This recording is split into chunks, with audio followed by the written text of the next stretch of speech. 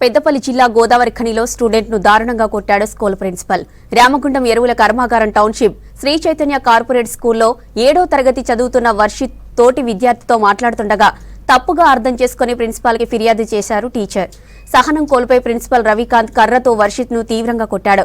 దీంతో తల్లిదండ్రులు school principal పై police స్టేషన్లో ఫిర్యాదు చేశారు.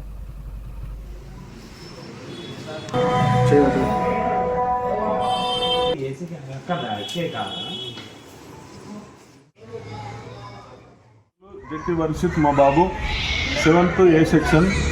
పిల్లలు ముగ్గురు వెళ్తూ ఉండగా ఏదో గొడవ జరుగుతుంది, చిన్నగా ఏదో డిస్కషన్ అవుతుంటే ఈ టీచర్లతోటి మనకెందుకు వెళ్ళిపోతుందా అని మా బాబు అన్నందుకు ఆ మేడం సరిగా వినలేక నన్నే అన్నారు కావచ్చు అని మిస్అండర్స్టాండింగ్ చేసుకొని ఈ బాబుని మందలించి తిట్టి ప్రిన్సిపాల్ సార్ దగ్గర తీసుకెళ్ళి విచక్షణ రహితంగా పోలీసు వాళ్ళు అన్నంత దారుణంగా కొట్టారు. అది సిస్టమ్ తీసేసారు, ఫ్రెండ్లీ పోలీసు వాళ్ళు అయిపోయారు.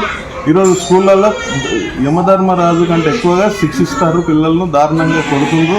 వచ్చి ఇట్లా చిన్న ఏం తెలియని 7th క్లాస్ బాబులను ఇంత దారుణంగా అంత ఘోరంగా కఠినంగా కొడితే రేపు కాళ్ళు ఫ్రాక్చర్ అయితే పరిస్థితి ఏంటిది? మీ తల్లిదండ్రులుగా మస్తు చాలా బాధ అనిపిస్తుంది.